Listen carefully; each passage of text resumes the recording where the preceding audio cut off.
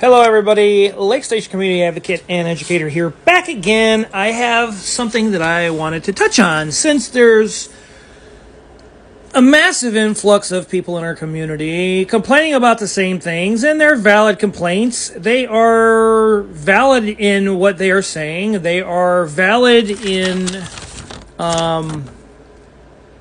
we'll just get right to it. I'm a Lake Station Community Advocate and Educator here. I try to educate people and advocate for a better way of doing things within a community.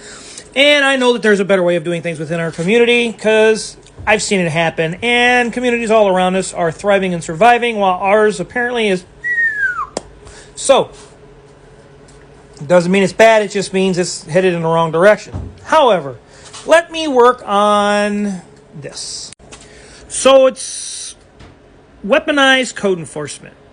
People are like, oh my God, oh my goodness, he's going to make somebody upset and mad. Oh, let's talk about it.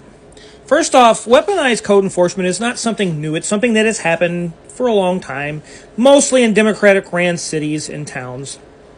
And what it is it is the abuse and the misuse of local building codes and ordinances by those said code enforcement officers.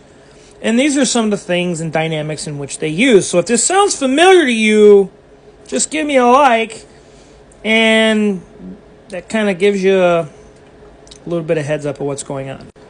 So, let's say they target specific individuals, it could be somebody that they've had a spat with before. It could be somebody that has made a comment on social media that they didn't approve of. Maybe it was a person or an individual that didn't vote for their mayor, for that party. Maybe it was something as simple as unfounded violations. And let's say you have a part of a shingle missing off your roof, and they want to tell you, you got to tear off your whole roof. That's not cool, not going to happen, that's not okay. Or the giving of excessive code enforcement violations gets a little out of hand, meaning they're literally giving you code violations for, oh, you have chipping paint, oh, you have a light bulb out, oh, you have this. Like, they're just constantly barraging and bombarding a person. And they do it with the intent to harass, to intimidate, to acquire specific properties and items, believe it or not. They will do this. This is not out of the realm out of possibilities, which code enforcement does. It happens. They abuse. They don't work within the color of law. They know that they are supposed to, and unfortunately, sometimes code enforcement just don't work within color of law. They abuse their privileges because they believe that they have qualified immunity. That's a whole new story. We'll get to that in a while. But basically what happens is enforcement processes far exceeds the standard enforcement standards and ordinances that are given to them.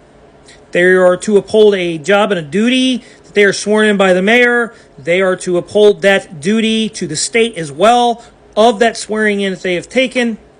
But let's get a little more specific. So, selective targeting by singling out specific individuals, political party, race, socioeconomic status. So if they're elderly, they're attacking it and going at elderly at such a rate because they know that it's wintertime and they know that the elderly cannot get out there and fix it, but yet they're going to go there and they're going to really barrage these elderly people with code enforcement violations, knowing damn well they can't get out there and fix it.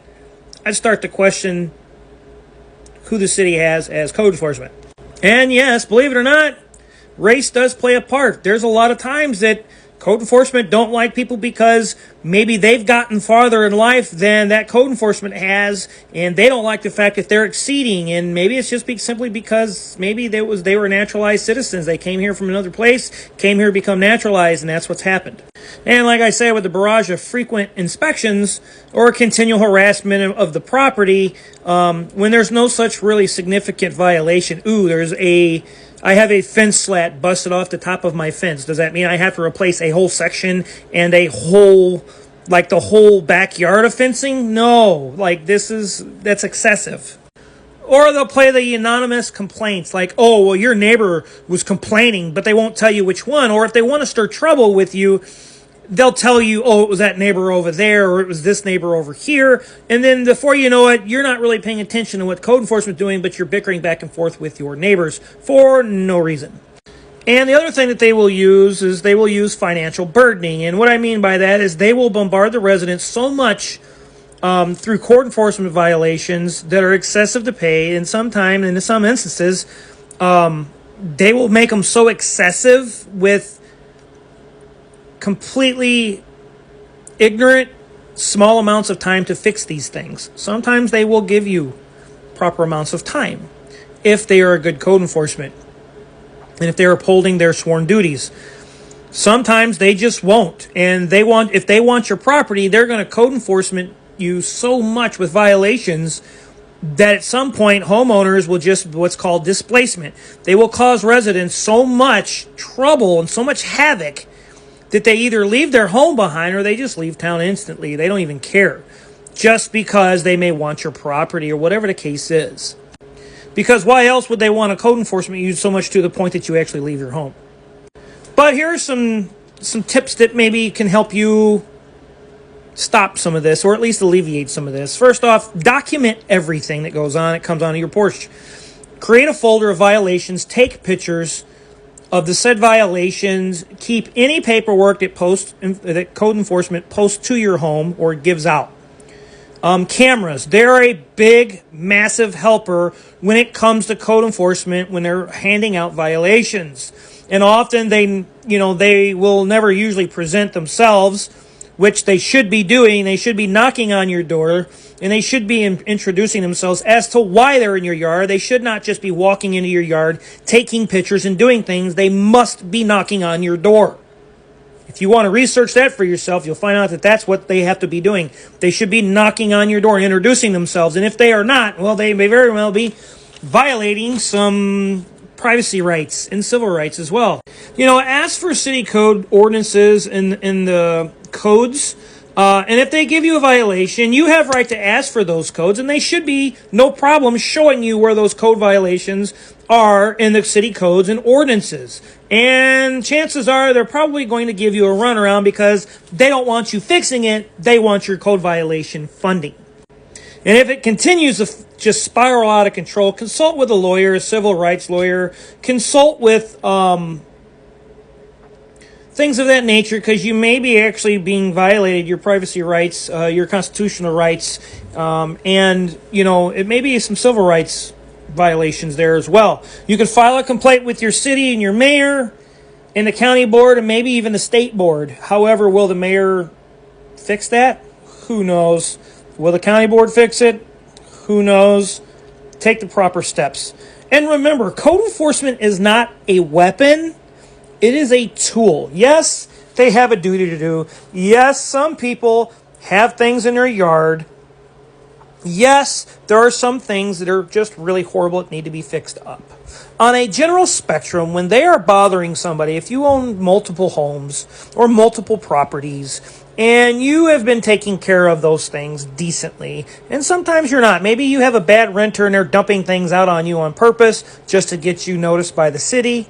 That could be an issue, right? However, on a general spectrum, pay attention to some of these things, because in your town, code enforcement should be doing their duty. They have a sworn duty. And by all means, they should be knocking on your door, as I said before. They do not have qualified to just walk up in your yard and start taking pictures and doing what they feel. They have qualified immunity to a certain extent. However, they should be knocking on your door. One of things can happen. One, they introduce themselves, say why they're there, and they ask you about it. You can, one, tell them to leave your property, or two, they can come back with a warrant and get it that way. However, you also do not have to legally let them into your home. When they come to your door and ask you, well, we need to inspect your home, and they tell you, if you do not let us into your home, we will have you arrested. That is in violation of quite a bit. And I would be calling a lawyer at that point. So I am the Lake Station Community Advocate and Educator.